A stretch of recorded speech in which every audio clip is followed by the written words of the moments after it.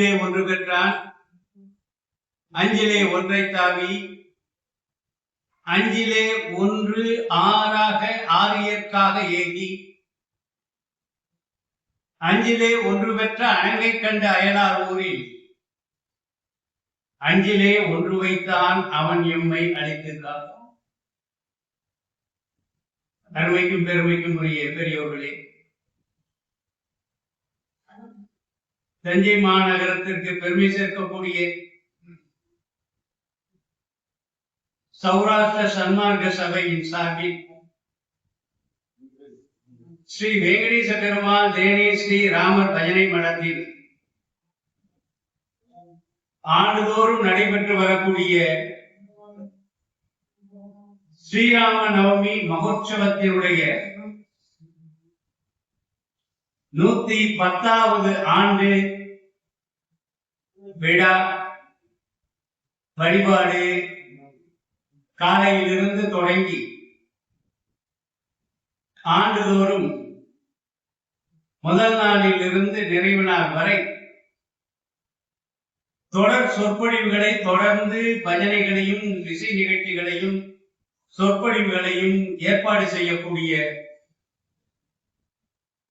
இந்த சபையினுடைய முன்னாள் இந்நாள் தலைவர், துணைத் தலைவர், செயலர், துணை செயலாளர், பொருளாளர், கமிட்டியாளர்கள், உபயதாரர்கள் அனைவருக்கும் எனது பணிவான வணக்கத்தை, நன்றியை இந்த நல்ல நேரத்தில் முதலில் தெரிவித்துக் கொள்கிறேன்.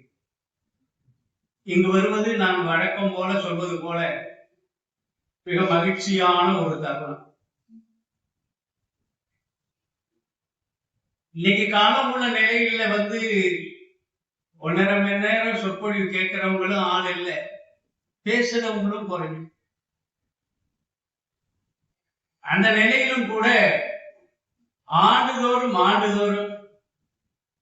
எனக்கு அழைப்புதல் கொடுக்கும் பொழுது சொன்னாங்க, ஆஸ்தான சிறப்பு சொற்பொழிவாளர் என்று தலைவரும் செயலாளரும் எழுதி கொண்டாந்து கொடுத்தாங்க. அதற்கு ஒரு வகையில ஏதோ தகுதி உடையவனா நான் இருக்கிற போல இருக்குன்னு நினைச்சுக்கிட்டு தொடர்ந்து கிட்டத்தட்ட எங்க அண்ணன் தொடங்கி வச்சு கிட்டத்தட்ட 40 ஆண்டு ஆகும். எந்த ஒரு நிகழ்ச்சி வந்தாலும் முதல்ல ஸ்ரீராம நவமி உற்சவத்தை வரும்பொழுது இங்க ஒதுக்கி வச்சுட்டுதான் கேலண்டர்ல நான் எந்த ஒரு தேதியும் குறிப்பிடுவேன். இந்த வருஷம் நானே கேட்டுக்கிட்டேன், ராமகிருஷ்ணனே எப்பப்பா கேட்டுக்கிட்டு ரொம்ப மகிழ்ச்சியான தருணம். ஆண்டாண்டுதோறும் கம்பராமாயணத்துல நம்ம பேசிக்கிட்டு இருந்தத கொஞ்சம் மாற்றம் செஞ்சா என்னங்கிற எண்ணம் கமிட்டியாளராகிய உங்களுக்கு ஏற்பட்டது போல சொற்பொழிவாகியாளராகிய எங்களுக்கு ஏற்பட்டுச்சு. அதனால வந்தவங்களை பார்க்கும் பொழுது ஸ்ரீராம நவமி உற்சவம், ஆனால் ராமாயணம் பேச வேண்டும். அது அதனுடைய முக்கியத்துவத்தை நாம் ஆண்டாண்டுதோறும் பேசித்தான் ஆக வேண்டும், பேசி வழிபாடு செய்யத்தான் வேண்டும். அதற்கென்று இருக்கக்கூடிய மகோற்சவம் இது. எங்க பார்த்தாலும் இன்னைக்கு இந்திய திருநாடு முழுவதும் இன்னும் எங்கெங்கெல்லாம் நம்ம ஜனங்கள் இருக்காங்களோ அங்கெங்கெல்லாம் இன்னைக்கு இந்த உற்சவமானது நடைபெற்றுக் கொண்டிருக்கோம். ஒரு நாள் காலையில இன்னைக்கு டிவியில, ரேடியோவிலையும் டிவிலையும் ஆரம்பிக்கும் பொழுது கூட ஸ்ரீராம நவமி உற்சவத்துல இருந்துதான் தொடங்கினார். அந்த வகையில ராமாயணத்தை நாம் பேசினாலும் கூட ஆழ்வார்கள் பார்வையில் ராமாயணத்தை பார்த்தால் என்ன என்ற ஒரு சிந்தனை தோன்றியவுடன் என்னை சந்திக்க வந்திருந்த தலைவர்கிட்டையும் செயலாளர்கிட்டையும் இந்த விவரத்தை சொன்ன உடனே நாங்களும் அப்படிதான் நினைச்சோம் அப்படின்னு. சரி, நீங்க கமிட்டியார்ட்ட கொண்டு போய் முடிவு பண்ணிட்டு வாங்க. அந்த ஆழ்வார்கள் எங்களுக்கு தெரியாதது அல்ல, 12 ஆழ்வார் விஷ்ணு பக்தியில ஆழ்ந்த அனுபவம் மிக்கவர். அவர்கள் தான் ஆழ்வார். ஆழ்ந்து தோய்ந்து அனுபவித்து அதன் மயமாக வாழ்ந்தவர்கள் ஆழ்வார். என்ன கிட்டத்தட்ட ஒரு 1500 வருட வயதுக்கு உட்பட்டவர்கள் புத்தவர் அந்த ஆழ்வார்கள். அவர்களால் பாடப்பட்டு வழிபடப்பட்டு அமைந்த நிலையில் உருவானதுதான் ஆழ்வார்கள் கண்ட அனுபவத்தின் வெளியீடு. கம்பன் கண்ட அனுபவத்தின் வெளியீடு கம்பராமாயணம். வால்மீகி முனிவர் கண்ட அனுபவத்தின் வெளியீடு வால்மீகி ராமாயணம். தமிழ்நாட்டுக்கே உரிய ஆழ்வார் பெருமக்களால் தமிழிலே, அழகு தமிழிலே, இசைத்தமிழிலே, பண்ணோடு பாடப்பட்ட தமிழிலே, ராகத்தோடு தாளத்தோடு பாடிய தமிழ், இறைவனை பாராட்டி பாராட்டி புகழ்ந்த தமிழ், தங்களுடைய அனுபவங்களை எல்லாம் அப்படியே சாறு பிடிந்து கொடுத்த தமிழ். என்ன அதுல நம்மாழ்வாருடைய பாடல் பாடும் பொழுது அந்த மேலே இருந்த புதிய இலையெல்லாம் காத்துக்கிட்டு இருந்தது, தவம் இருந்தது. பெருமானை பாடும் பொழுது அந்த புனிய இலை என்ன நினைச்சுதான் தன்னையும் ஒரு வார்த்தை சேர்த்து பாடி இருந்தா சரித்திரத்துல உலகத்துல நிப்போமே, கொஞ்ச நாள்ல கீழே சருகா உழுந்துருவோம். அது சரித்திரத்துல நிக்கணும்னு சொன்னா அது பாடல் வடிவுல வரணும். அது போல பாடல் வடிவுல வரணுமே என்று அந்த புலியை என கூட தவம் இருந்ததாக நாலாயிர திவ்ய பிரபந்தத்துக்கு உரை எழுதிய ஆழ்வார் உரையாசிரியர் பெருமக்கள் பெரியவாச்சான் பிள்ளை போன்றவர்கள் எல்லாம் வியாக்கியானம் சொல்லு. அதுல இந்த ஆழ்வார் பெருமக்கள் 12 பேர். 12 பேர். அந்த 12 ஆழ்வார் பெருமக்களால் பாடம்பெற்ற பாடல் தொகுப்புக்கு 4000 என்று பெயர். 4000 திவ்ய பிரபந்தம் என்று பெயர். பிரபந்தம்னா கட்டுக்கோப்புன்னு, பிரபந்தங்கிறதுக்கு கட்டுக்கோப்புன்னு பெயர். பல பாடல்களை ஒரு அமைப்புல கட்டுக்கோப்பாக வைத்திருக்கக்கூடிய ஒரு அமைப்புக்கு பெயர் பிரபந்தம்னு பெயர். அதுல இசைப்பாட்டு இருக்கும், கன்னிப்பாட்டு இருக்கும், தாலாட்டு பாட்டு இருக்கும், இறைவனை மகிழ்ந்து மகிழ்ந்து மகிழ்ந்து பாடிய பாடல்கள் பல தொகுப்பு இருக்கும். அப்படி கொண்ட அந்த 12 ஆழ்வார் பெருமக்களால் பாடப்பட்ட காரணத்தினால்தான் இன்னைய வரையில 108 திவ்ய தேசங்கள் இந்த ஆழ்வார் பெருமக்களால் மங்களாசாசனம் செய்யப்பட்ட திவ்ய தேசங்கள் என்று கூறப்படும். 108. அதுல ஒரு பெரிய சிறப்பு என்ன தெரியுமா? நம்ம சோழ நாட்டுல மட்டும் 40 இருக்கு. 108ல 40 நம்ம சோழ மண்டலத்தில். அதுல முதல் திவ்ய தேசம் நம்ம ஸ்ரீரங்கம். ஸ்ரீரங்கம் கோயில் அப்படின்னு வைஷ்ணவத்துல சொன்னா அது ஸ்ரீரங்கம். சைவத்துல கோயில் என்று சொன்னால் அது சிதம்பரம். சிதம்பரத்தை கோயில் என்று சொன்னால் அது ஸ்ரீரங்கம். மலை என்று சொன்னால் அது திருப்பதி வைஷ்ணவம். சன்னதி என்று சொன்னால் அது காஞ்சிபுரம் வரதராஜ பெருமாள் சன்னதி. இப்படி வைஷ்ணவ வழக்காறுகள் நம்முடைய பெரியோர்களால் வியாக்கியான கர்த்தாக்களால் ஆச்சாரிய பெருமக்களால் உருவாக்கப்பட்ட ஒரு பெரிய சம்பிரதாயம் இன்னைய வரையிலையும் வாழ்ந்து கொண்டு வருகிறது. சபையின் சார்பிலே ஐயா அவர்களுக்கு கௌரவப்படுத்துகிறோம். தலைவர் அவர்கள்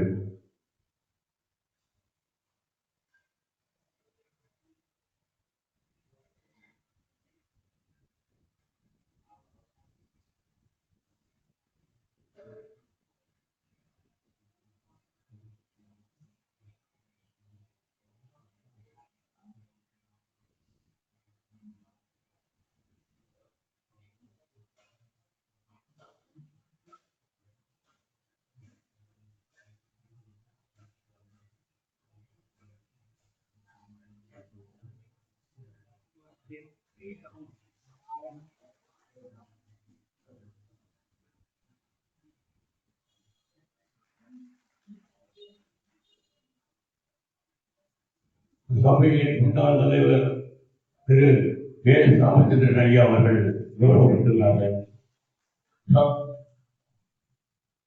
சபையில் முன்னாள் கமிட்டி உறுப்பினர் வி கே மோகன் அவர்கள் கௌரவப்படுத்துகிறார்கள்.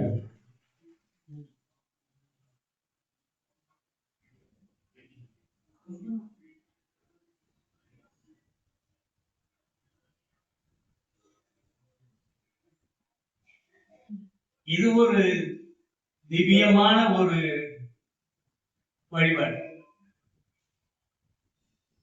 நீங்க செய்யக்கூடிய இந்த மரியாதைங்கிறது ஆண்டாண்டு தோறும் இங்க வந்து பேசிக்கிட்டு இருக்கக்கூடிய அந்த ராமாயணத்துக்கு செய்யக்கூடிய வழிபாடா நினைச்சு அதை நான் ஏற்றுக்கிறது. அதுல எங்க அண்ணன் குருநாதர் அவங்களுடைய நான் வரும்போது யாரும் இங்கேருந்து வந்தாலும் முதல்ல ஏங்க இங்க என்ன இந்த சபைக்கு அறிமுகப்படுத்தணும். அது எல்லாருக்கும் என்னுடைய மனமார்ந்த நன்றியை தெரிவித்துக்கிறேன். ரொம்ப மகிழ்ச்சியான தருணம். இன்னைக்கு கூட அந்த பாடுற பையனை கேட்டேன், வரியா அப்படின்னு கேட்டேன். பெங்களூர்ல இருக்கான். அது கூட வந்துடுச்சா சார், ஒரு வருஷம் ஆயிடுச்சா சார்? ஆமாப்பா, காலங்கள் உருண்டோடி கொண்டு இருக்கின்றன. ஆனா சம்பவங்கள் மகிழ்ச்சியா நினைவோட வாழ்ந்து கொண்டிருக்கின்றன என்று சொல்லி எல்லாருக்கும் மீண்டும் எனது நன்றியை சொல்லி தொடர்வோம். கோயில் என்று சொன்னால் அது திருவரங்கம். 108 திவ்ய தேசத்துல முதல் திவ்ய தேசம் திருவரங்கம். ஆழ்வார் பெருமக்கள் 12 பேர்ல 11 பெருமக்களால் மங்களாசாசனம் செய்யப்பட்ட திவ்ய தேசம். கொஞ்சம் வைணவ சம்பிரதாயத்தோட பேச வேண்டிய ஒரு சூழல். பாடப்பட்ட தலம்னு சொல்லி திருமுறை விண்ணப்பிக்கப்பட்ட தலம்னு சொன்னா அது சைவம். சைவ வழிபாட்டில் இருக்கக்கூடிய முறை அந்த விண்ணப்பம் செய்தல் என்று பெயர். ராஜராஜ சோழன் தஞ்சாவூர் பெரிய கோயில்ல தேவாரம் விண்ணப்பிக்க 48 பேரை நியமிச்சான். கோயில சுத்தி வரக்கூடிய அந்த பிரகாரத்துல பிள்ளையார் கோயில் இருக்கு இல்லையா, அந்த பிள்ளையார்ல இருந்து சுத்தி வரக்கூடிய அந்த செவரை சுத்தி இருக்கக்கூடிய இடத்துல இருக்கக்கூடிய கல்வி 48 பேர். அவர்களுக்கு பிடாரர் என்று பெயர். மகுடி வாசிக்கிறவனுக்கு பிடாரன்னு பேர். தேவாரத்தை விண்ணப்பிக்கிறதுன்னு பேரு. பிறகு தேவாரத்தை ஓதுறதுன்னு வந்தது. தேவாரத்தை பாடுறதுன்னு நிக்குது. ஆனா நம்ம பாசுரங்களை மங்களாசாசனம் செய்யப்பட்ட திவ்ய தேசங்களை மங்களாசாசனம் செய்வது போல ஆழ்வார் பெருமக்களால் மங்களாசாசனம் செய்யப்பட்ட தலங்கள் 108. அதுல 40 சோழ மண்டலம். அதுல தலைமை முதல் தலம் ஸ்ரீரங்கம். இந்த 12 ஆழ்வார்ல 11 ஆழ்வார்களால் பாடப்பட்ட தலம். இன்னொருத்தர் யார் விடுபட்டதுன்னு கேட்கிறீங்களா? மதுரகவி ஆழ்வார். அவரு தாம் குருவை தவிர அந்தாண்ட அடுத்தவங்கள பாட மாட்டார். எப்படி தியாகராஜரும் வெங்கட்ரமண பாகவதர் இருந்தாங்க. என்ன அவங்களுக்கு ஒரே ஒரு தெய்வம் தான்.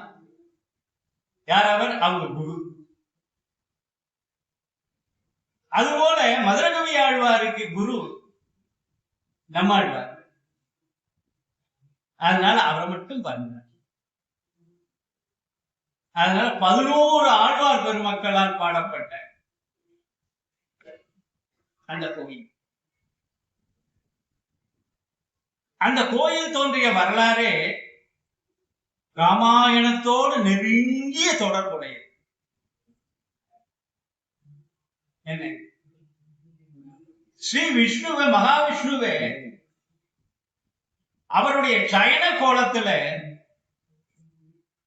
ராவணனுடைய தம்பி விபீஷ்ண ஆழ்வார் என்று பெயர். வீடனனுக்கு விபீஷ்ண ஆழ்வார் என்ற ஒரு பெயர்.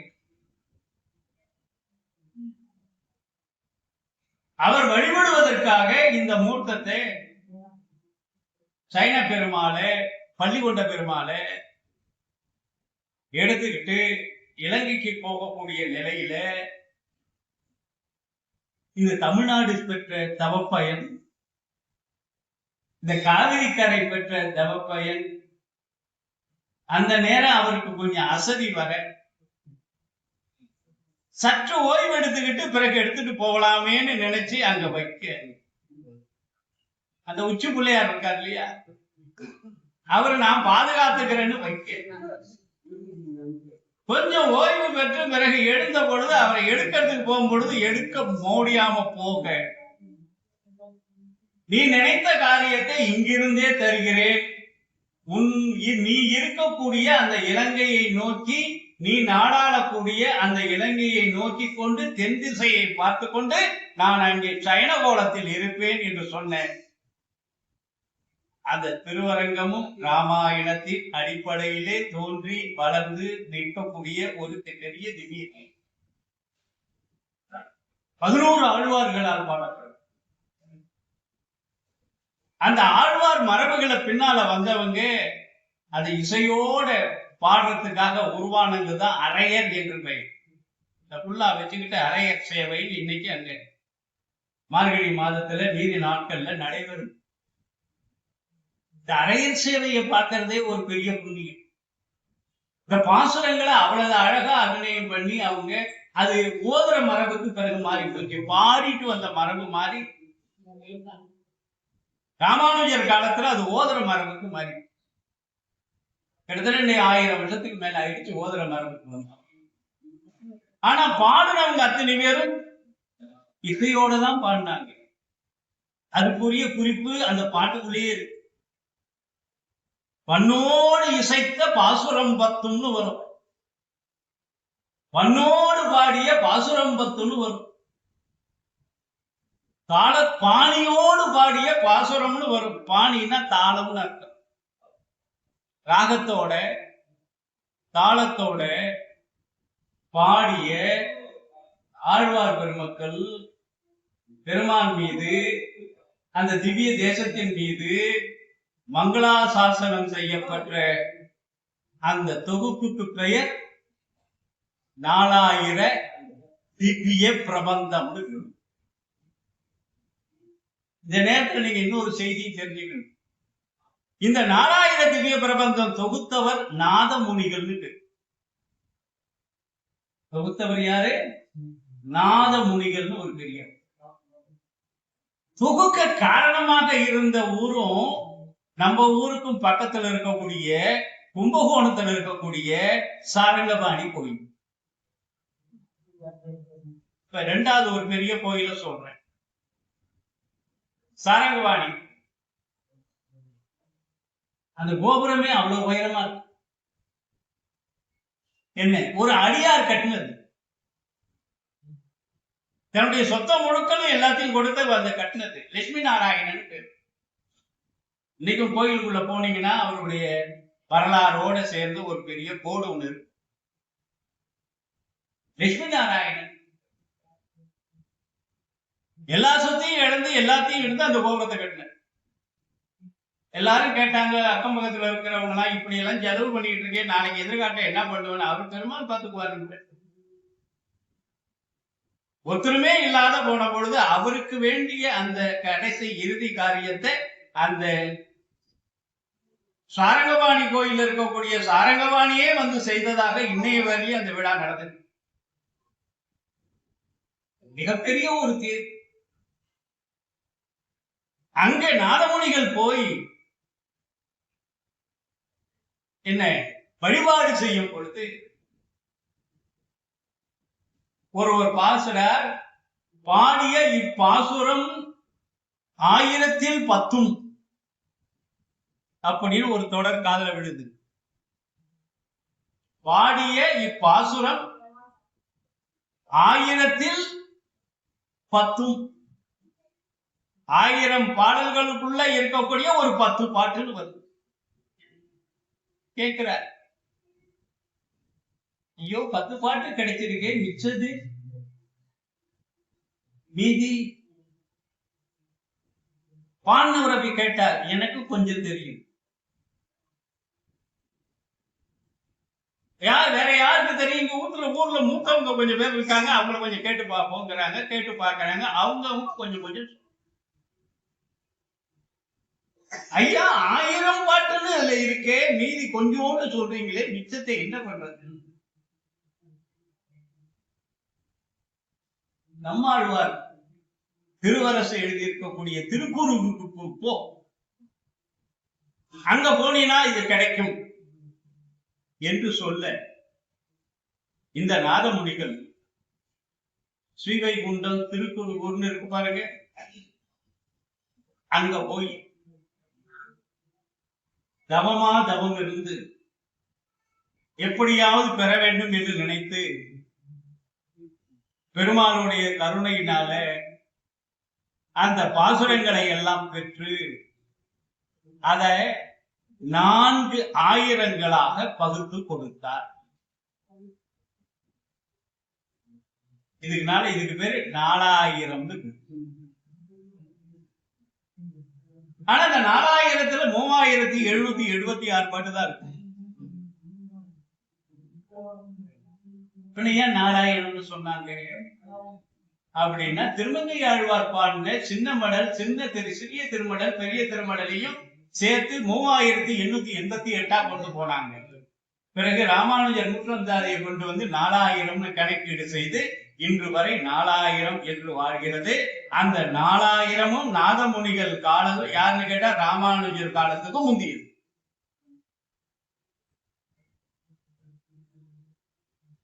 கிட்டத்தட்ட அவருக்கு முன்னாடி ஒரு 200 வருஷத்துக்கு. அப்பவும் இந்த 4000 பண்ணோடு பாடப்பட்டன. 4000 தொகுத்ததே தேவார திருமுறைகளை போல இசைக்கு முக்கியத்துவம் கொடுத்துதான் தொகுத்தார். புரியுதுங்களா? இந்த ஆழ்வார்கள்ல மூத்தவர்கள் 3 பேர்.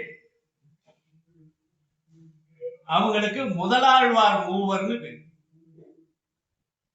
மூத்தவங்க.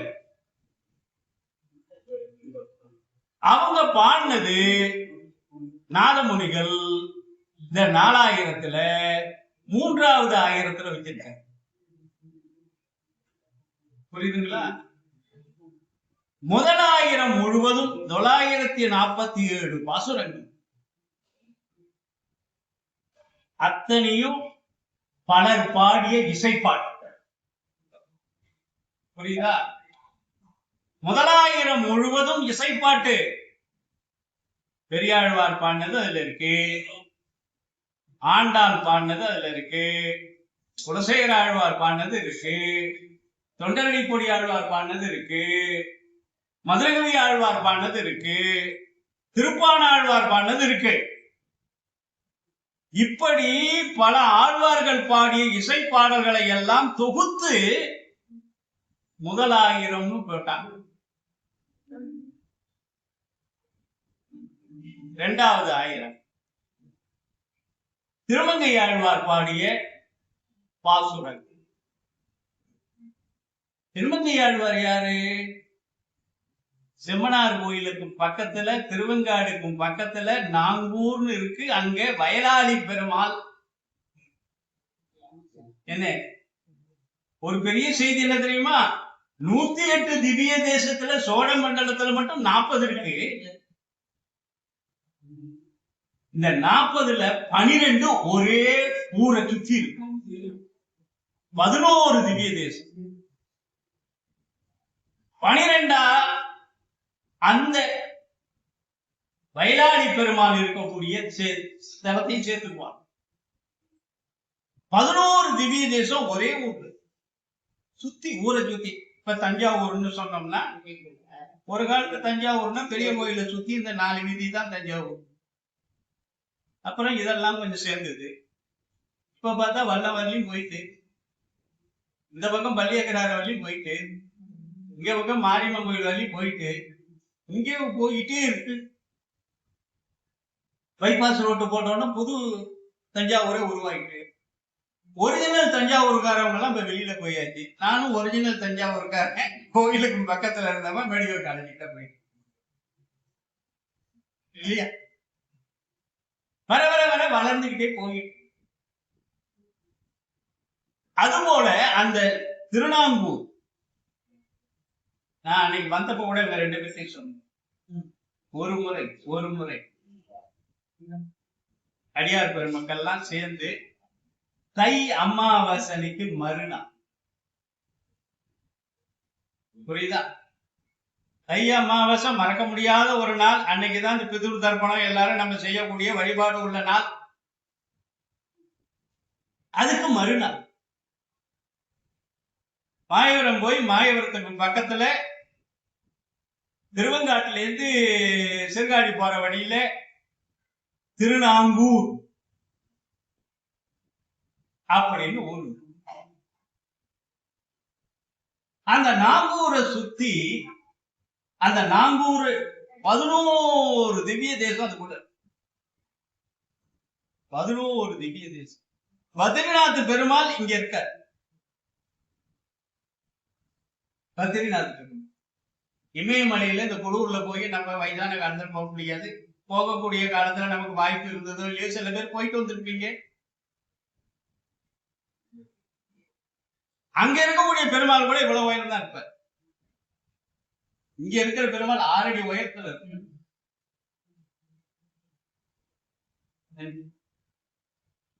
திருநாங்கூர்ல அந்த பெருமாள் கோயில் வாசல்ல தை அமாவாசனைக்கு மறுநாள் ஒரு பெரிய பந்தல் போட்டிருப்பாங்க. அந்த பெருமாள் கோயில சுத்தி, அந்த கோயிலை சுத்தி திருப்பதி கோயில் அங்க இருக்கு, மதுரா கோயில் அங்க இருக்கு, அயோத்தி கோயில் அங்க இருக்கு, காஞ்சிபுரம் வரதராஜ பெருமாள் கோயில் அங்க இருக்கு, ஸ்ரீரங்கம் கோயில் அங்க இருக்கு. இப்படி முக்கியமான ஒரு 11 திவ்ய தேசங்கள் ஒரே இடத்துல இருக்கு. அந்த 11 திவ்ய தேச வரலாறும் ஒரு ஆழ்வாரோடு தொடர்புடையது. அதுதான் திருமங்கையார். அது திருமங்கை ஆழ்வார் ஒரு சின்ன சிற்ற அரசன், ஒரு குறுநில அரசன். சோழ அரசனுக்கு கப்பம் கட்டக்கூடிய ஒரு சிற்ற அரசன்,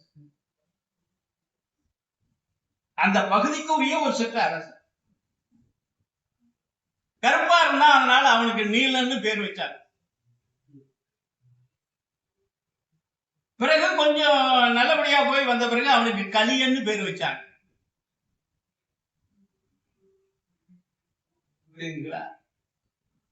அவன் என்ன பண்ணா, ஒரு நாள் அந்த பக்கம் போகும்பொழுது ஒரு குளம், அதுல ஒரு பொண்ணு நீராடிக்கிட்டு இருக்கா. அவளை குதிரையில போகும்பொழுது அதை பார்க்கறான். அந்த பொண்ணை திருமணம் பண்ணிக்கணும்னு நினைக்கிறேன். அந்த பொண்ணு வீட்டுல போய் கேட்டா, அவங்க அப்பா சாதாரண ஒரு தொழிலாளி. அவர் என்ன, அந்த பொண்ணை போய் கேட்கிறார், இவர் என்னை திருமணம் செய்து கொள்ள வேண்டும் என்றால் ஒரு வைஷ்ணவனாக மாற வேண்டும். புரியுது? வைஷ்ணவனாக மாறிவிட்டால் நான் ஏற்றுக்கொள்கிறேன். அதுக்கு என்ன செய்யணும்னா, ஒவ்வொரு நாளும் 1000 பேருக்கு ததியாராக சாதனம் செய்யணும், அன்னதானம். இதுவும் வைஷ்ணவ சம்பிரதாயம் சொல்லி 1000 பேருக்கு செய்யணும், ஒரு வருட காலத்துக்கு செய்யணும். ஒத்துக்கிறார். ஒத்துக்கிட்டு அவரு ஆலிநாடுன்னு பேரு. ஆலிநாடுன்னு அந்த நாட்டுக்கு பேரு. வயலாளி நாடுன்னு பேரு அந்த பகுதி. யாரு? அந்த திருநாங்கூரை சுத்தி இருக்கக்கூடிய அந்த இடம். இன்னைக்கு ஒரு 1500 வருடத்துக்கு முக்கிய வயலாளி பெருமான் அவ்வாறு செஞ்சுக்கிட்டு வரும் பொழுது பொருள் எல்லாம் போயிடுது. அரசனுக்கு செலுத்த வேண்டிய கப்பம் செலுத்த முடியல. என்ன பண்றார்? அரச சோழ மன்னன் ஆளுகளை விட்டு கப்ப சிரசேலத்துல சிறை பிடிச்சு வாழ்ந்தார். சிறையில போட்டோன்னா அழுது புலம்புறாரு, நான் வைஷ்ணவனாதானே ஆகணும்னு நினைச்சேன். அந்த பொண்ணு சொன்னதுக்காக 1000 பேருக்கு அன்னதானம் பண்ணேன், நதி ஆராதனை செஞ்சேன், அதனாலதான் ஆச்சு. பெருமாளே என்ன பண்ணணும்னு மன்னருடைய கனவுல போய் அவரை காஞ்சிபுரத்துக்கு அழைச்சிட்டு வான்னு சொல்லி காஞ்சிபுரத்துக்கு அழைச்சிட்டு போன உடனே அவங்க மன்னனுக்கு கொடுக்க வேண்டிய பொருளை முழுக்களும் பெருமாள் அவர்கிட்ட கொடுத்து இவரை விடுவிச்சு கொடுத்தார். அவருக்கு பஞ்சசமஸ்காரம் வைஷ்ணவ சம்பிரதாயத்துல ஒரு குரு கிட்ட தீட்சை வாங்கிறது மாதிரி வாங்கியாரு. பஞ்சசமஸ்காரம் 5 கடமை. அதே இந்த ஆளிநாடனுக்கு யாரும் செய்ய கொடுக்க மாட்டேங்கிறாங்க. ஏன்னா காசுக்கு வர இல்லைன்னு திருட ஆரம்பிச்சுட்டான். திருட ஆரம்பிச்சுட்டான். யாரும் செய்யலன்னு செஞ்சவர் யார் தெரியுங்களா? நாச்சியார் கோயில்ல இருக்கக்கூடிய அந்த பெருமாள். போய் பாருங்க, அந்த கோயில்ல அப்படி முன்னாடி நடந்து வர்றது மாதிரி இருக்கு. அவர் நடந்து வந்து இந்த திருமங்கையாழ்வார் 100 பாசுரங்களால அழுது அழுது அழுது அழுது புலம்பி பாடுறார். எனக்கு யாரும் கொடுக்க மாட்டேங்கிறாங்களே, குடு குடு குடுன்னு கேட்க அவர் அதை செஞ்சு கொடுத்தார். பிறகு ஆளிநாடன், நீலன், கலியன், பரகாலன் எதிரிகளுக்கு யமமாக இருக்கிறார். பரகாலன் திருமங்கை ஆழ்வாராக மாறினார். மங்கையினால் குமுதவல்லின்னு பேர் அந்த அம்மாவுக்கு. ஒரு பெண்ணால ஒரு திருடன் ஆழ்வாராக மாறி. ஒரு முறை இந்த பொருள் பத்தலன்னு சொல்லிட்டு பெருமாளுக்கு மணக்கோலத்துல வந்த பொழுது சினிமாவில கூட அது காட்டுறாங்க. அந்த மணக்கோலத்துல இருக்கக்கூடிய பெண்ணுகிட்டையும் மணப்பெண்ணுகிட்டையும் மன மாப்பிள்ளைகிட்டையும் இருக்கக்கூடிய பொருள் எல்லாம் கட்டி மூட்டையில தூக்குற. தூக்க முடியல. ஏதோ மந்திரம் பண்ணிட்ட போல இருக்கே நீ அப்படின்னு சொல்லி அந்த மாப்பிள்ளை கிட்ட சண்டை போடும் பொழுது வான்னு சொல்லி அஷ்டாட்சர மந்திரத்தை, ஓம் நமோ நாராயணா என்ற மந்திரத்தை அவர் காதல சேவிக்க, இன்னைக்கு வைஷ்ணவத்துல காதல சேவிக்க அந்த மரபு வளர்ந்து ஆழ்வாராகி வாடினேன் வாடி வருந்தினேன் என் மனத்தார் என்று அவர் பாடத் தொடங்கி அவர் பாடின ஒரு 1026 பெரிய திருமொழி பாசுரன், திருநெடுந்தாண்டகம், திருக்குறுந்தாண்டகம், சிறிய திருமடல், பெரிய திருமடல், இன்னொன்னு பாடியிருக்காரு 700 இருக்கைன்னு தேர்பந்தம்னு பேரு.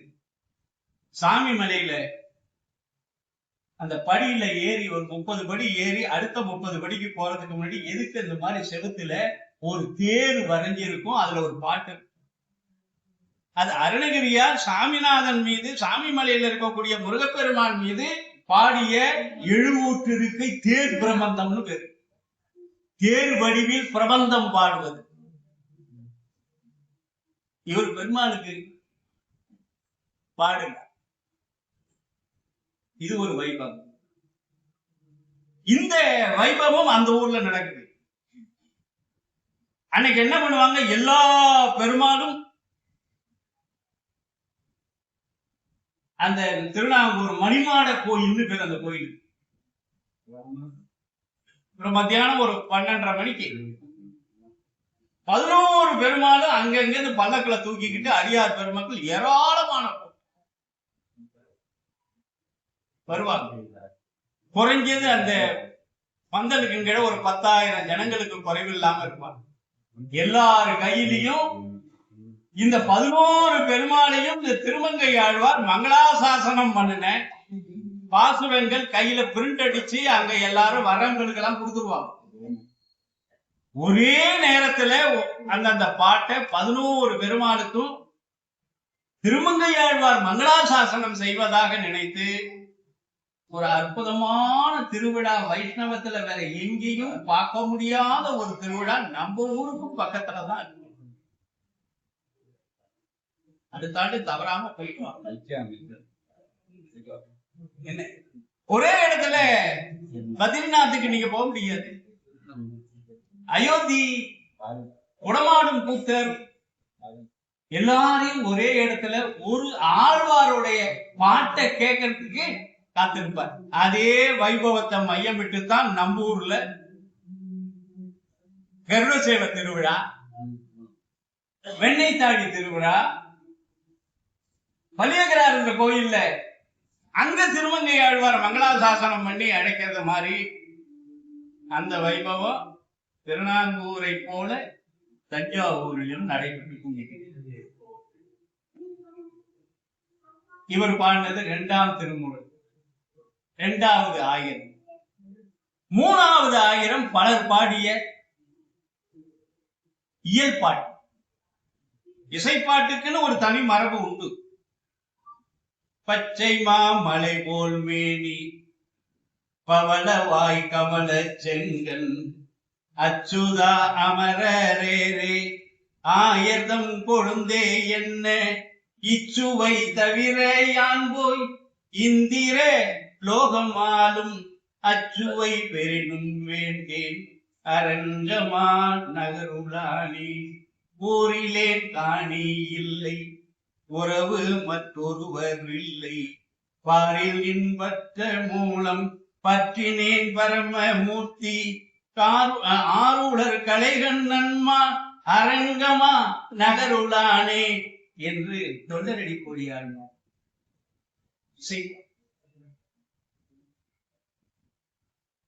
மிச்சம் உள்ளது 3வது ஆயிரம் முழுக்களும் இயல் பாட்டு. அதுலதான் இந்த முதலாழ்வார் மூவரும் பாடினது. மீதி பேர் பாடின ஆசிரியம் போன்றவை எல்லாம். 4வது ஆயிரம் திருவாய்மொழி நம்மாழ்வார் பாடிய அத்தனையும் இசைப்பாட்டு. இப்ப 4000. இதுல இந்த முதலாழ்வார் 3 பேரை மட்டும் இன்னைக்கு கொஞ்சோண்டு சொல்லிட்டு இந்த ஆழ்வார்கள் காட்டக்கூடிய ராமாவதாரம் அது சொல்லட்டும். இந்த முதலாழ்வார் 3 பேரும் ஒருத்தர் காஞ்சிபுரத்துல பிறந்தவர் இல்ல, அவதரித்தவர்.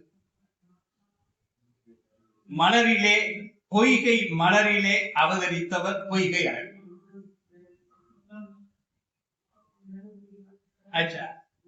இன்னொருவர் பூதத்தாள். இவர் மாமல்லபுரத்துல அவதரித்தவர், மலரில் அவதரித்தவர். இன்னொருவர் பேயாழ்வார், அவர் மயிலாப்பூர்ல அவதரித்தவர். புரியுதா? ஒருத்தர் காஞ்சிபுரம், ஒருத்தர் மாமல்லபுரம், ஒருத்தர் மயிலாப்பூர். இந்த 3 பேரும் இந்த 3 பேருக்கு முதல் ஆழ்வார்கள் மூவர்னு பேர். இந்த 12 ஆழ்வார்ல மூத்த ஆழ்வார்கள் இந்த 3 பேர். இவங்களை ஒண்ணு சேர்க்க திருக்கோவலூர், அது திருக்கோயிலூர் அல்ல, புரியுதா? கோவலூர், கோவலூர் கிருஷ்ண அரண்யம்னு பேரு. திருக்கண்ணபுரம், திருக்கண்ணங்குடி இருக்கு இல்லையா? அது போல 5 கிருஷ்ண அரண்யம் உண்டு. அதுல ஒரு கிருஷ்ண அரண்யம் திருக்கோவலூர், திரு விக்கிரம பெருமாள், உலகளந்த பெருமாள், வாமன அவதாரத்திற்கு உலகளந்த பெருமாள், 3 அடி மண் கேட்ட உலகளந்த பெருமாள். அங்க இருக்கக்கூடிய பெருமாள் என்ன சேவிக்கிறதுக்காக இவங்க போயிருக்காங்க. ஐப்பசி மாசம். இந்த 3 பேருமே ஐப்பசி மாசத்துல ஒருத்தர் அவிட்ட நட்சத்திரத்துல பிறந்தார், அடுத்தது ஒருத்தர் திருவோணத்துல பிறந்தார், இன்னொருத்தர் சதயத்துல பிறந்தார். அடுத்தடுத்த நாள்ல அவதரிச்சவர் பிறந்தார்கள், அவதரிச்சவர். இந்த 3 பேரும் திருக்கோவிலூர் போயிருக்காங்க.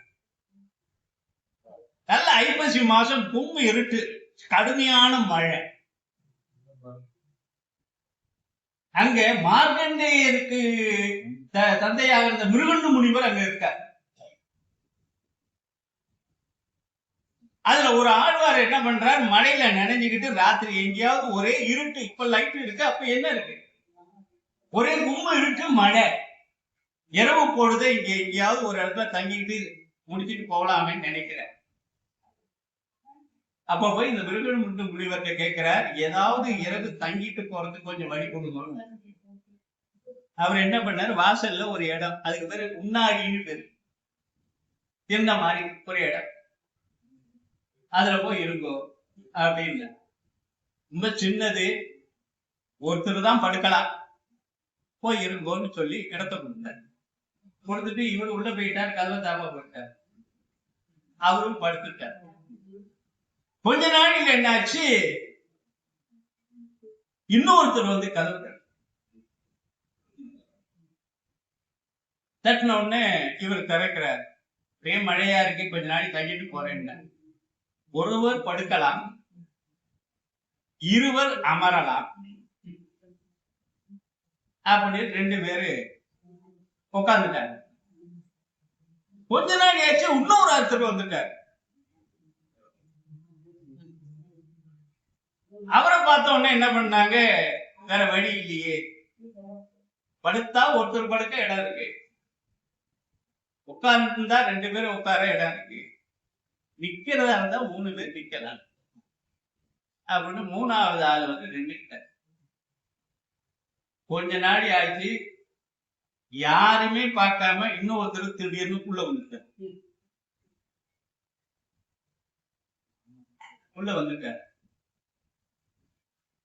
4வது ஆள் உள்ள போனோடனே நெருக்கல் அதிகமா போச்சு.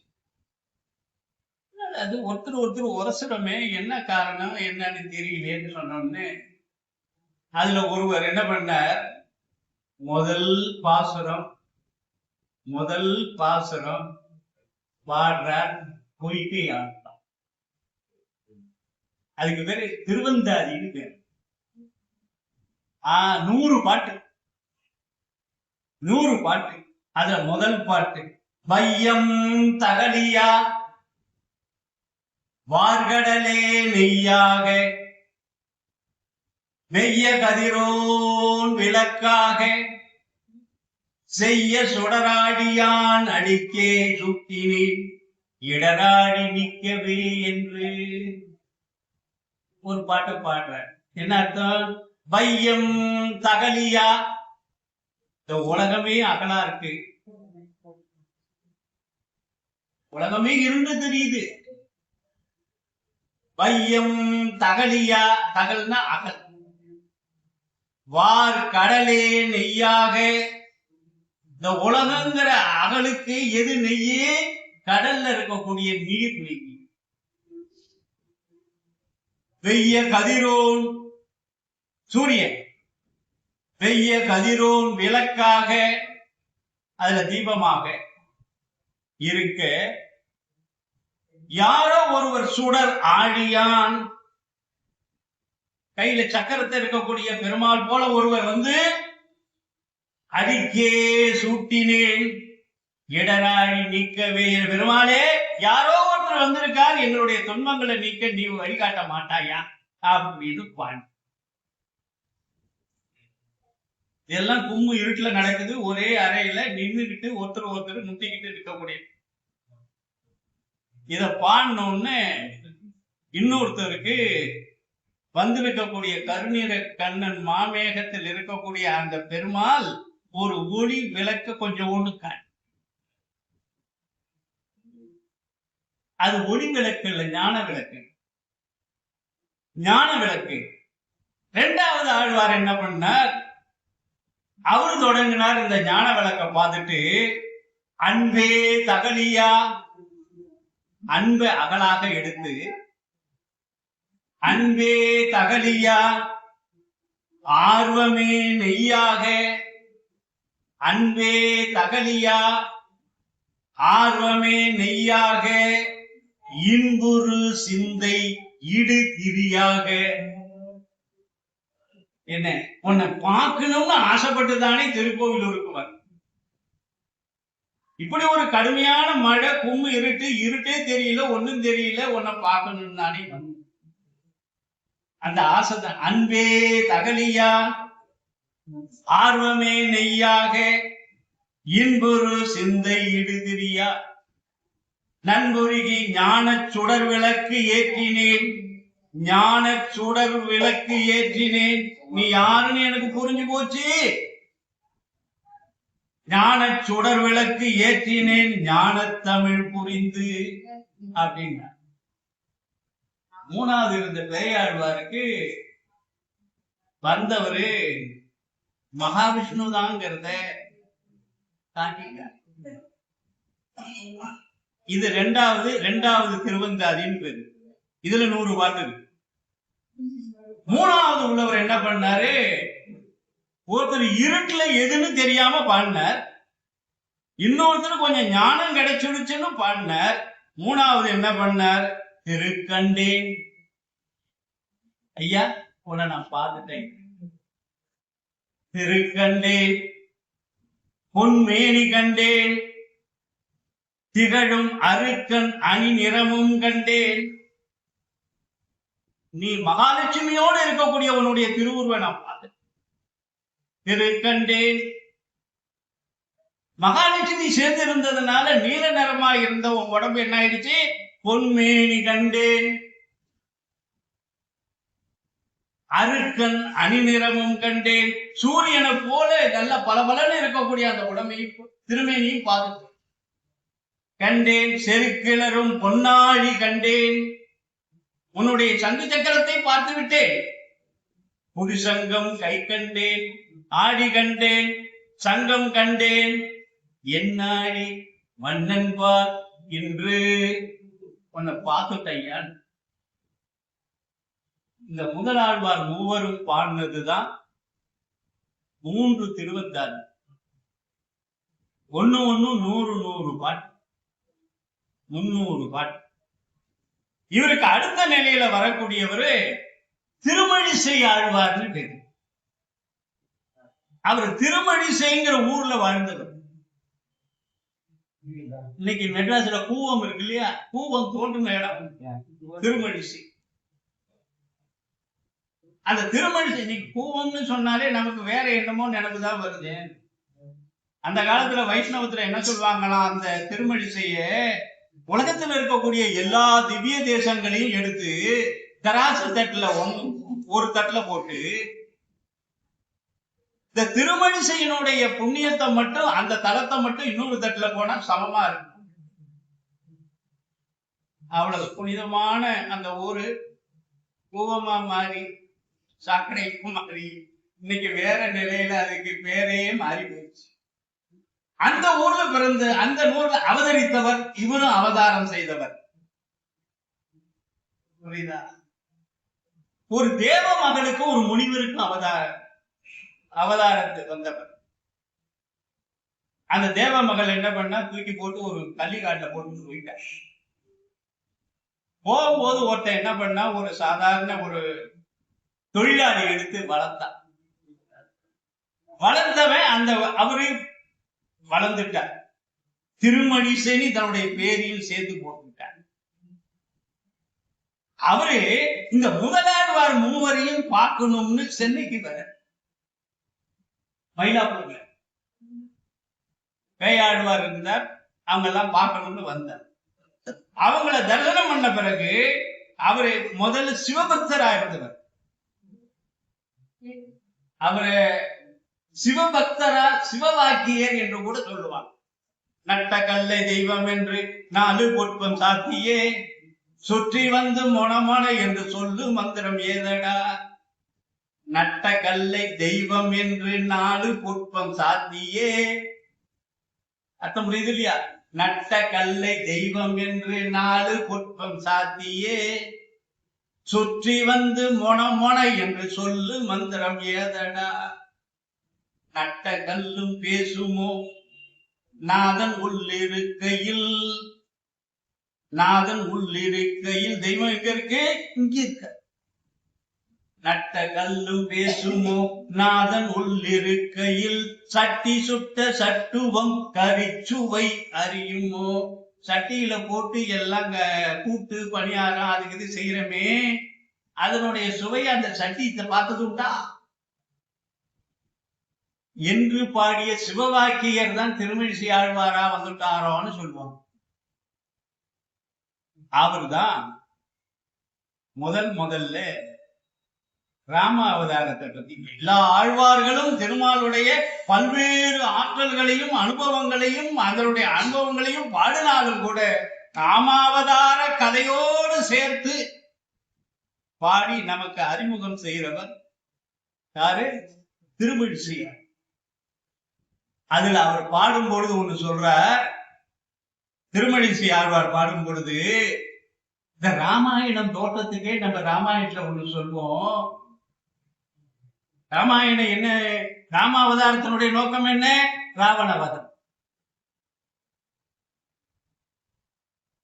என்ன?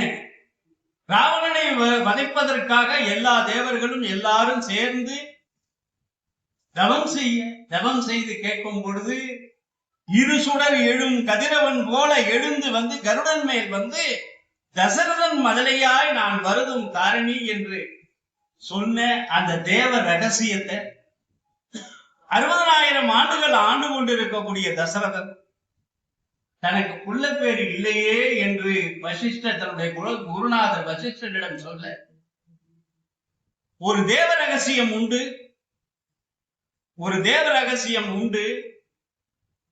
ராவணன் என்ற அரக்கர்களிடம் இருந்து தேவர்கள் தன்னை காக்க வேண்டி பெருமாளிடம் போய் முறையிட, நான் தசரதனுடைய பிள்ளையாக வருவேன் என்று அவர் கொடுத்த ஒரு வாக்கு உண்டு. அவருடைய சங்கு சக்கரம் எல்லாம் பிள்ளைய தம்பிகளாக வரும் என்ற ஒரு வாக்கு உண்டு. அவருடைய பாயலாக இருக்கக்கூடிய ஆதிசேஷன் இலக்குவனாக வருவான் என்று ஒரு வாக்கு உண்டு. இவை போல பிரம்மா இந்திரன் போன்றவர்கள் எல்லாம் ஒரு அவதாரங்கள் எடுத்து வருவார்கள் என்று வாக்கு உண்டு. வானரங்கள் அத்தனையும் தேவர்கள் அத்தனை பேரையும் வானரங்களாக வருவார் என்று வாக்கு உண்டு. அது நடக்கக்கூடிய காலம் உண்டு.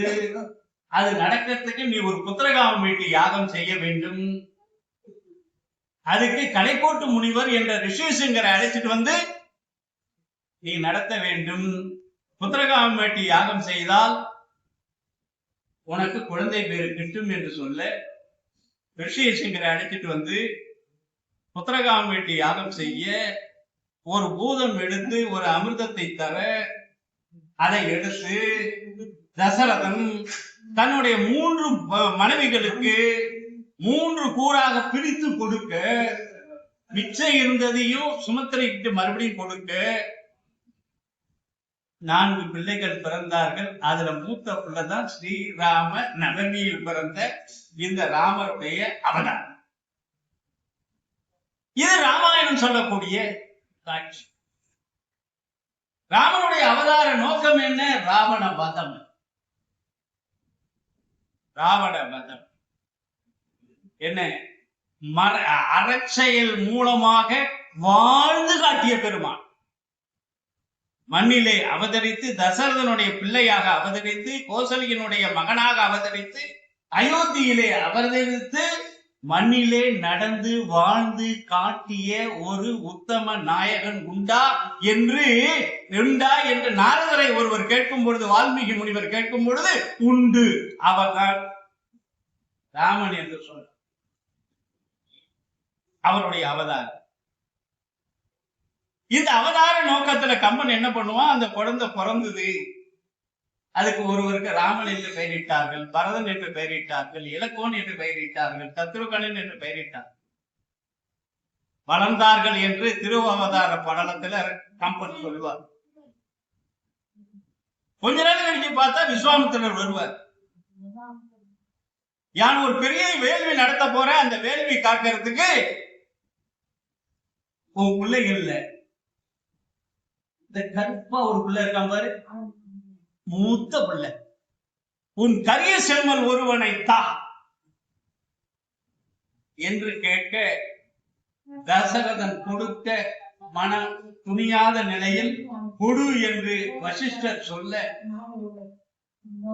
ராமனை அழைக்க வந்த விஸ்வாமித்திரர் ராமனோடு ராமன் பின்னால அன்று ராம அவதாரத்துல தொடங்கின இலக்குவன் தொடர்ந்து அந்த ராம அவதாரம் முழுக்க வரக்கூடிய நிகழ்ச்சி எல்லாம் உண்டு. பிறகு இந்த அவர் தாடகை வதம், இது அகலிகை சாப விமோச்சனம், இந்த வரலாறுகள் எல்லாம் ஆண்டாண்டுதோறும் இங்க பேசிக்கிட்டே இருக்கும். பிறகு நாடாளுவதற்கு அவருக்கு பட்டம் சூட்டுறதுக்கு தசரதன் ஏற்பாடு செய்யும் பொழுது கைகேயின் மூலமாக கூனியினுடைய சூழ்ச்சியினால் ராமன் விடிஞ்சா முடிசூட்டிக்கக்கூடிய அன்றலர்ந்த செந்தாமரை முகத்தான் என்று விளங்கிய அந்த ராமன் கைகேயினால், கூனியினுடைய சூழ்ச்சியினால், கைகேயினுடைய செயல்பாட்டால், தசரதனுடைய வாக்கால் ஆடிசூடு உலகம் எல்லாம் பரதனே ஆள தாடிரும் தவங்கள் தாங்கரும் தவம் மேற்கொண்டு கூழிவின் காணம் நல்கி புண்ணிய துறைகள் ஆண்டி 7 ஆண்டில் வா, 14 வருஷம் கட்டி காட்டுக்கு போயிட்டு வா என்று அனுப்புனதுக்கு காரணம் சொல்லும் பொழுது காட்டுக்கு அனுப்பின சூத்திரதாரி யாரு? கூனி. ஏன்டா அவளுக்கு இந்த ராமன் மேல இவ்வளவு ஒரு கோபம் அப்படின்னு ராமாயணம் படிக்கிறவங்க எல்லாருக்கும் ஒரு எண்ணம் வரும். அதுக்கு ஒரு கதை சொல்லுவாங்க. கூனி பூனை முதுகுடையவ ராம ஒரு நாள் சின்ன குழந்தையா இருக்கும் விளையாடும் பொழுது ஒரு வில்லு எடுத்து ஒரு உண்டைய வச்சு அதை லேசாக இழுத்து அடிச்சு விட்டான். அவன் முதுகுல பட்டுச்சு. அந்த வழி தாங்க முடியாம துடிச்சா, அதுக்கு பழி வாங்க நினைச்சா, இந்த சந்தர்ப்பத்தை பயன்படுத்திக்கிட்டா கோசலைய இது கையை தூண்டி விட்டா அப்படின்னு சொல்லக்கூடிய ஒரு கதை உண்டு இல்லையா? இத முதல்ல சொன்னவர் திருமழிசையார். என்ன சொல்றார் தெரியுமா? வானகமும் மண்ணகமும் வெற்பும் 7 கடல்களும் போனகம் செய்த ஆளிலை துயில்கின்ற புண்டரீகனே. இந்த உலகத்தை கிருஷ்ணாவதாரத்தையும் ராமாவதாரத்தையும் சேர்த்து பேசுறேன். இந்த உலகத்தை சின்ன குழந்தையா இருக்கும் பொழுது இந்த கண்ணங்கிற குழந்தை மண்ணை உருண்டி வாயில போட்டு அதை வாயை திறந்து பார்க்கும் பொழுது ஐயோ மண்ணை தின்னுட்டியேன்னு சொல்லும் பொழுது அந்த மண்ணு வாய்க்குள்ள 7 உலகமும் தெரிஞ்சுதுன்னு சொல்றோம் இல்லையா? அத சொல்ற. வானகமும் மண்ணகமும் வெற்பும் மலைகளும் 7 கடல்களும் போனகம் செய்த, வாய்க்குள்ளே மண்ணாக தின்றுட்டு ஆளிலை மேல் அமர்ந்திருக்கக்கூடிய கண்ணா, தேனகம் செய்த தன்னுரு மலத்தூளாய் நன்மாலையாம், நல்ல துளசி மாலையை அணிந்திருக்கக்கூடிய பெருமாளே, பூனகம் புக. அன்னைக்கு பூன முதுவுடைய அந்த பூனியினுடைய முதுவுல அன்னைக்கு ஒரு வில்லால அடிச்ச பாரு. பூனகம் புகத்தெரித்த கொற்றவில்லி எல்லையே என்று அந்த பூனியினுடைய முதுவுல வில்லெறிஞ்சி கல்ல எறிஞ்ச நம்ம வழக்கமா சொல்லிக்கிட்டு இருக்கக்கூடிய கதைக்கு மூலம் எங்க இருக்கு? திருமழிசை ஆழ்வாருடைய பாட்டு. இன்னொன்னு அவர் சொல்லும் பொழுது விபீஷணனுக்கு பட்டாபிஷேகம், ராமாயணத்துல ராமர் பட்டாபிஷேகம் மட்டும் இல்ல,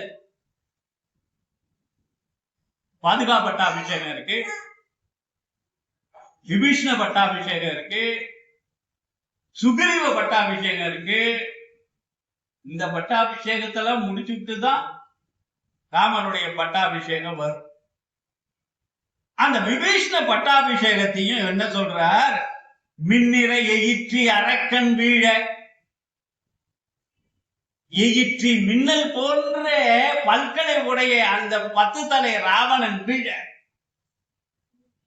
மின்னற எயிற்றி அரக்கன் வீழ, வெண் சரம் துறந்து, உன்னுடைய வில்லால் அந்த அம்பினால் எய்து, பின்னவர்க்கு, முன்னவனை நீ கொன்றாய், அவன் பின் பிறந்த பின்னவனை யாரு? விபீஷணன். முன்னவனை ராவணனை கொன்று பின்னவனான விபீஷணனுக்கு பின்னவனுக்கு அருள் புரிந்து அரசும் அளித்தாய் என்று அந்த விபீஷண பட்டாபிஷேகத்தை திருமழிசையாழ்வார் கூறுவார். இன்னொன்னு பெரியாள் 8:30 மணிக்கு முடிக்கலாமா? 8:45 முடிக்கலாம். பெரியாழ்வார், பெரிய ஆழ்வார், பட்டர்பிரான், பட்டர்பிரான். நீங்க எல்லாரும் பாடக்கூடிய பல்லாண்டு பல்லாண்டு பல்லாயிரத்தாண்டு பல கோடி 100,000 மல்லாண்ட திந்தோல் மணிவண்ணா நின் செவ்வடி செப்பி திருக்காப்பு. இதுதான் 4000த்துல முதல் பாசம். முதல்ல பாடினவங்க முதலாழ்வார் மூவர், அது 3வது ஆயிரத்துல இருக்கு. புரியுதா?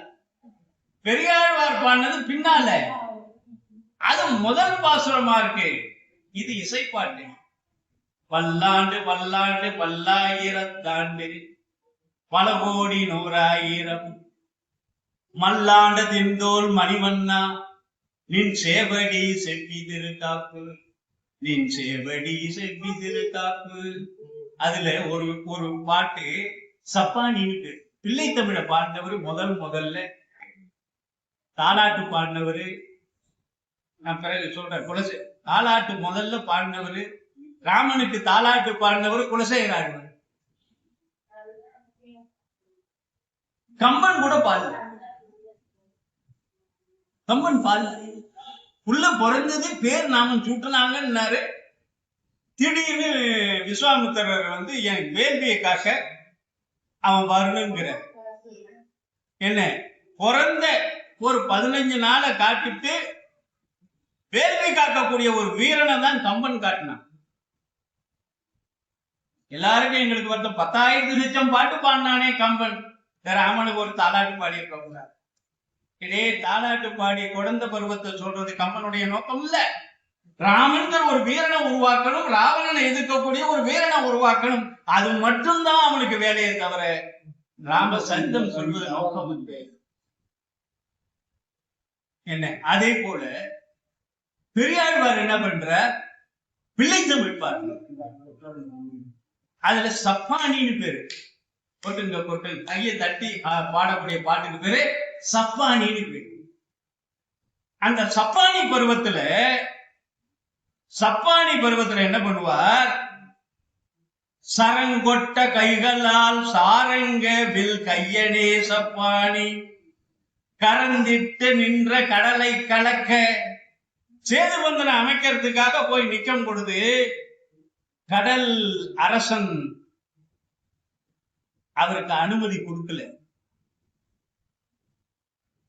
ரொம்ப கோபம் தாங்கல ராமனுக்கு. சரத்தை எடுத்து இந்த கடலையே வத்த வச்சுள்ளாமான்னு நினைக்கிறார். ஓடி வந்து இந்த மன்னிக்கணும், நான் பணிஞ்சிடுறேன் என்று சொல்லக்கூடிய ராமாயண செய்திய பெரியாழ்வார் பல பாட்டு ஒரு 400 லட்சம் பாட்டு இருக்கு அவர்ல. அதுல ஒரு பாட்டுல அந்த கடலரசன் வந்து வணங்கியத கரந்திட்டு நின்ற கடலை, நீ இந்த கடலுக்கு நான் சேது பந்தனம் அமைப்பதற்கு வேண்ட பொழுது மறுத்து நின்ற பொழுது உன் மீது அம்பை தொடுப்பதற்கு நின்றானே அந்த வில்லாளி, கரம் தொட்டு கரந்திட்டு நின்ற கடலை கலக்க முடியாதுன்னு நிற்கும் பொழுது உன்னை கலைக்கு தொலைச்சுட நினைச்சானே அந்த ராமனை நான் வணங்குகிறேன் என்று பாடினவர் பெரியார். அவரை போல ஆண்டார், அவரை போல தொண்டரடி பொடியாழ்வார். இதெல்லாம் பின்னால அன்றாட ஒரு சொற்பொழிவுல அவங்க பேசுவாங்க. அங்க போய் நான் கிட்ட நின்று தொந்தரவு பண்ண விரும்பல. மிச்ச நெச்சம் சொச்சம் முடிஞ்சு போச்சுன்னா கடைசியில அந்த அமிர்தத்தை பகிர்ந்து கொடுத்த போது கோசலிக்கு ஒரு பங்கு, கைகைக்கு ஒரு பங்கு, சுமத்திரிக்கு ஒரு பங்கு, சொச்ச நெச்சத்தை பிடிச்சு மறுபடியும் கொடுத்தாங்கல்ல, அது மாதிரி சொச்ச நெச்சம் இருக்கிறத நான் வந்து பேசிட்டோம். இதுல ஒருத்தர் தொண்டரடி பொடியாழ்வார், அவரு நம்ம சோழ நாட்டுல எல்லாம் நம்ம ஊருக்கும் பக்கத்துல தான் யார் திருவண்டக்குடின்னு இருக்கு, சக்கரால இருக்கு இல்லையா திருவண்டக்குடி. அதுக்கு பேர் புல்லம்பூதங்குடின்னு பேரு. குடி அந்த ஊரே ராமாயணத்தோட தொடர்புடைய தெரியுமா? புல்லுன்னா சடாய், புல்லுன்னா என்ன? சடாய். பூதம்னா என்ன? சடாயு ராவணனுடைய வாளால் வெட்டப்பட்டு சீதையை தேடி வந்த ராம இலக்குவருக்கு சீதையை தூக்கி சென்றவன் இவர்தான், அந்த ராவணன் தான் என்று சொல்லிவிட்டு ராம் ராம் ராம் என்று உயிர் நீத்தாரே அந்த சடாய். அந்த சடாயினுடைய திரு உடம்புக்கு பஞ்சபூதங்களால் ஆகிய அந்த உடம்புக்கு ஈமக்கிரியை காரியம் செய்த இடம் திருக்குள்ளம் பூதங்குடி. புரியுதா? அதான் புல்லம் பூதங்குடி. அதுக்கு பக்கத்துல பிறந்தவர் தான், அவதரிச்சவர் தான் விப்ர நாராயண். தொண்டரை பொடியாளருடைய இயற்பெயர் என்ன? விப்ர நாராயண்.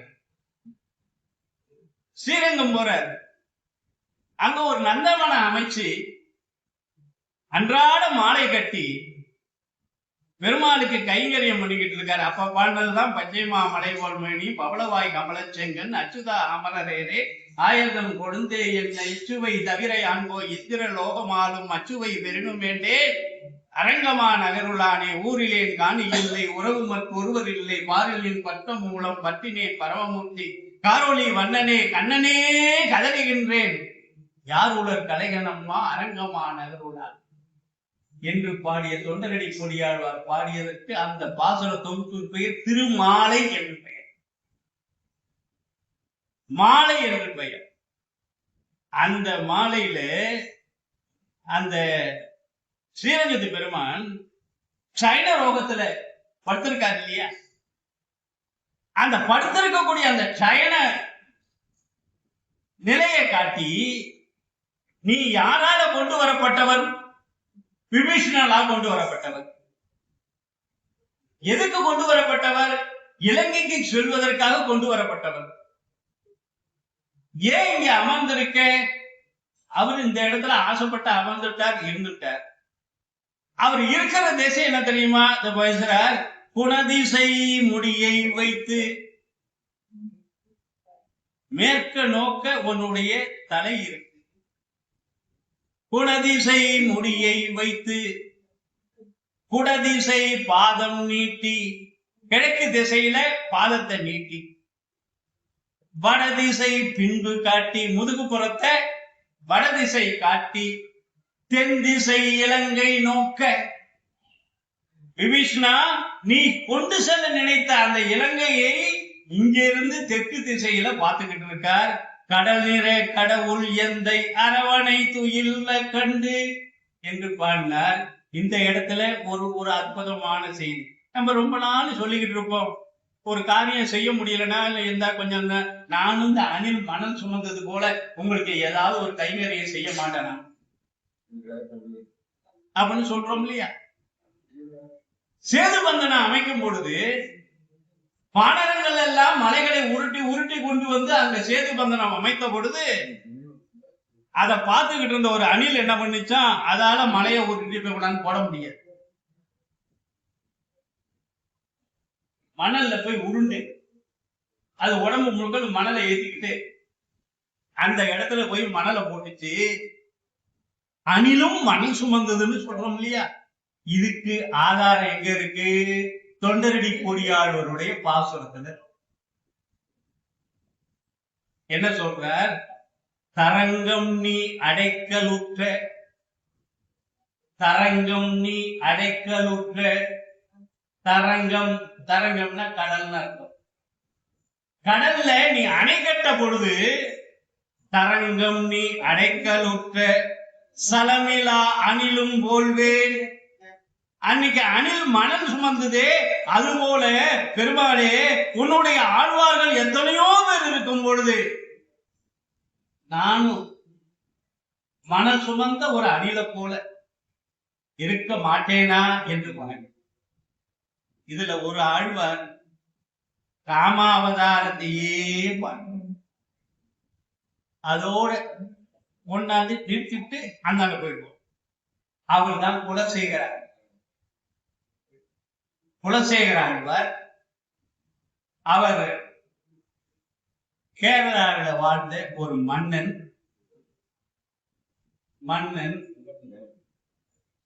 ஒரு மன்னன் ஆழ்வாராக மாறினார். ஆழ்வாராக மாறி அந்த ஆழ்வாருடைய அனுபவத்துல தன்னை தோய்த்து கொண்டு பிறகு ராமாயணத்தின் மீது ராமாயண கதை பிரசங்கம் செய்த பொழுது அந்த ராமாயணத்தை கேட்ட அந்த அரசன், புரியுதா? ராமாயணத்தை கேட்ட அந்த அரசன் ராம அவதாரத்தின் மீது அளவு கடந்த ஒரு ஈடுபாடு கொண்டு அவர் பாடினத கிருஷ்ண அவதாரம் உண்டு, நரசிங்க அவதாரம் உண்டு, வாமன அவதாரம் உண்டு, மச்ச கூர்ம வராக நரசிம்ம வாமன பலராம பரசுராம ராமகிருஷ்ண ராம அவதாரமும் கிருஷ்ண அவதாரம் சேர்ந்து வரக்கூடிய ராமகிருஷ்ண அவதாரம் வந்து வரக்கூடிய கல்கி அவதாரம் வரையில இருக்கக்கூடிய ஆழ்வார்கள் பாடின அந்த அவதாரங்கள்ல ராம அவதாரத்தின் மீது இவருக்கு அளவு கடந்த ஒரு ஈடுபாடு. அதுல நான் முன்பு சொன்ன பாருங்க, கம்பன் கூட ராமன் பிறந்த பொழுது அந்த ராமனுக்கு ஒரு தாலாட்டு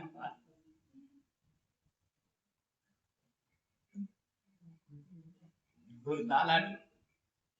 இந்த குலசேகர ஆழ்வார் 11 பாட்டுல அவருக்கு தாலாட்டு 11 பாட்டு. இன்னொரு செய்தி சொல்லியது, ராமன் இலக்குவன் சீதை 3 பேரும் கைகேயினுடைய சூழ்ச்சியினால் உங்க அப்பா காட்டுக்கு போன்னு சொன்னார், நீ போ, மன்னவன் படியென்றாகிய நும்படி மறுப்பனோ, என் பின்னவன் பெற்ற செல்வம் அடியனேன் பெற்று என்றோ, இப்பொழுதே நான் விடையும் கொண்டேன்னு ராமன் புறப்பட்டானே. அப்ப ராமன் போயிட்டானான்னு நினைச்சு தசரதன் புலம்பல, மகனை பிரிஞ்சி பாடின புலம்பல ஒரு 11 பாட்டுல பாடி, புரியுதா? இன்னொரு 11 பாட்டு, ஒரு 33 பாட்டு குலசேகர ஆழ்வார்.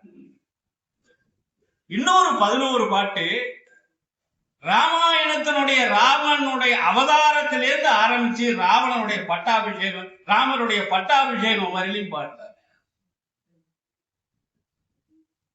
அது கடைசி நாளுக்கு வருவோம். இன்னைக்கு ராம நவமி, கம்பன் பாடாத ஒரு தாலாட்ட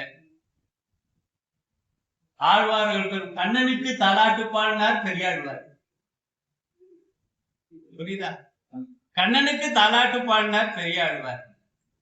ராமனுக்கு தாலாட்டு பாடினார் குலசேகரன். அந்த தாலாட்ட மண்ணு புகழ் கௌசலைதன்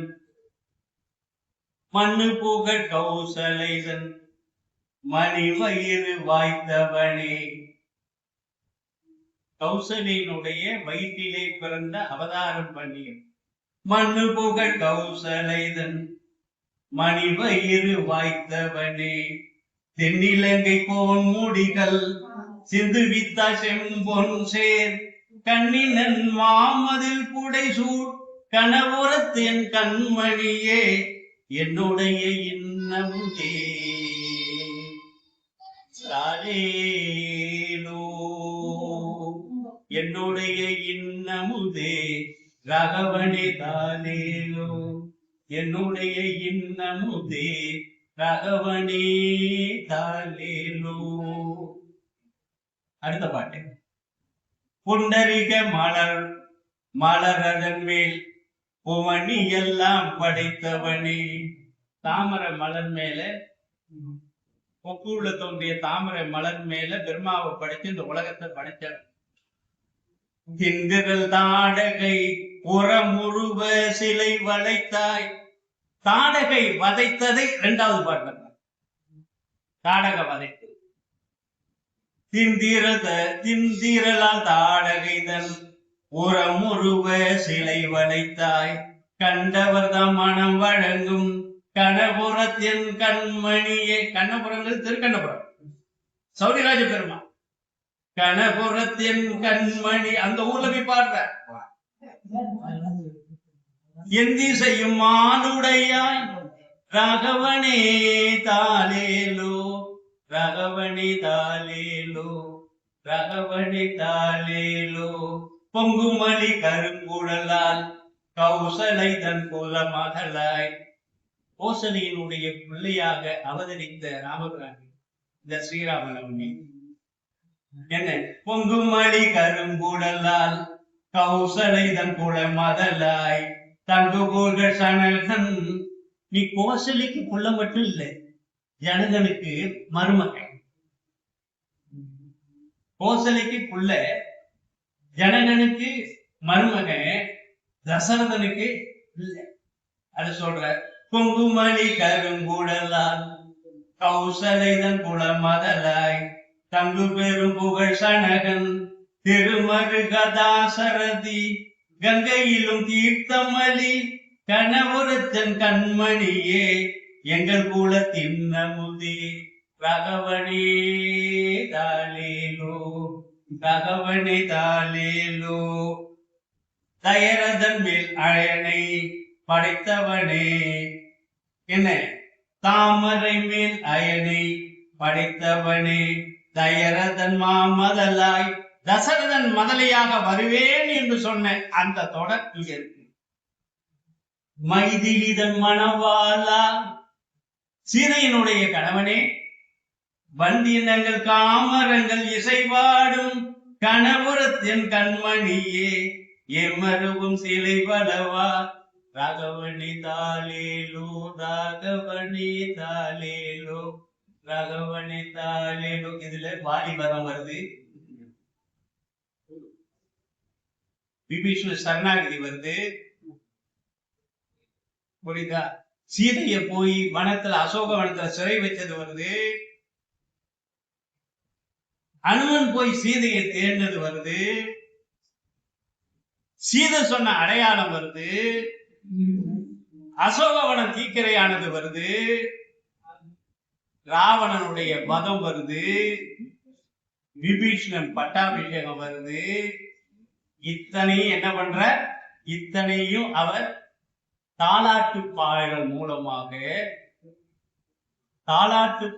மூலமாக ராமாயணத்தையே ஒரு அரசன் ஆழ்வாராக மாறி நாட்டை தான் மகன்கிட்ட ஒப்படைச்சிட்டு அதுல ஒரே ஒரு கதையோடு சொல்லி முடிக்கும். அவர் ஆழ்வாரா இருக்கும்போது நம்மளை போல வைஷ்ணவ பக்தர்களை ரொம்ப பராமரிச்சு வாழ்றார். ரொம்ப நேசத்தோட அதிகாரிகளும் அரசர்களும் இருந்துட்டா இயற்கையா அவங்களுக்கும் ஆபத்து. அந்த பையனை அடைஞ்சுக்கிட்டு இருக்கான் பாருங்க, அவனுக்கும் ஆபத்து இல்லையா?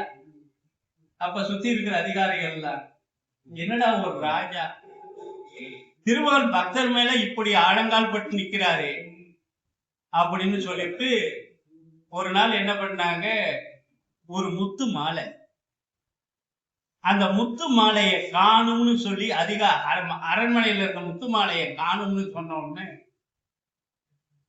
அது அவங்களே எடுத்து இத வந்துட்டு போய் இருந்தாங்க பாருங்க பெருமாள் பக்தர்கள். அந்த பக்தர்களை காட்டி இவங்க தான் திருடிட்டாங்க. குலசேகர ஆழ்வார், குலசேகரன் ராஜா, சேரநாடு ராஜா, அவர் என்ன சொல்றார், இந்த வைஷ்ணவ பக்தர்கள் திருட மாட்டாங்க,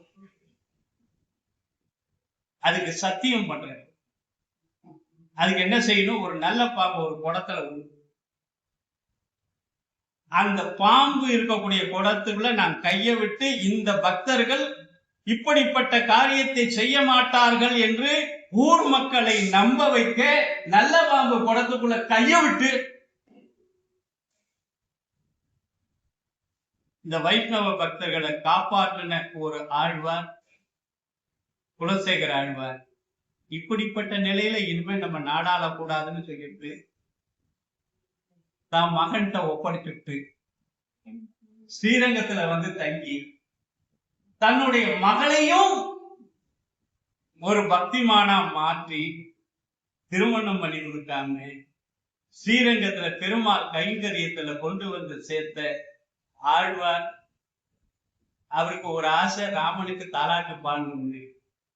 இன்னொரு ஆசை, இந்த ராமன் காட்டுக்கு போகும்பொழுது அரியணையில படுத்து பஞ்சனையில படுத்திருந்த ஒருத்தன் காட்டுலயும் மேட்லயும் போய் கல்லையும் முள்ளிலையும் எப்படிப்பா நீ இருக்க, இத பார்த்துக்கிட்ட பெத்த வயிறு எனக்கு இன்னும் நிக்கிறேன்.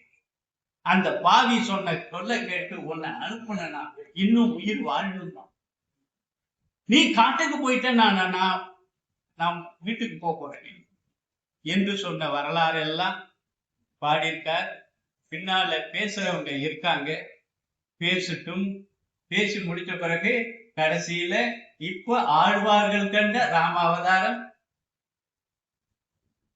ராவண வதத்திற்காக மண்ணுலகத்திலே வந்து பிறந்து நம்மாழ்வார் சொல்வார், பெருமாள் மண்ணுலகத்திலே வந்து பிறந்து மனிதனாக வாழ்ந்து மனிதன் படாத கஷ்டங்களை எல்லாம் தாம்பட்டு பட வேண்டிய அவசியமே இல்லை, பட்டு வாழ்ந்து காட்டிய அந்த ராமனை போல நாம் வாழ மாட்டோமா நினைக்க மாட்டோமான்னு பாடக்கூடிய ஆழ்வார் பெருமக்களை இந்த நல்ல நேரத்துல நினைந்து ஆழ்வார்கள் பாட்டும் ஆழ்வார்கள் பார்வையில் ஆழ்வார்கள் காட்டிய ராம அவதாரத்தை இத்தோடு நிறைவு செய்து கடைசி நாளைக்கு ஆழ்வார்கள் காட்டும் பட்டாபிஷேகத்தை காண்போம். நன்றி.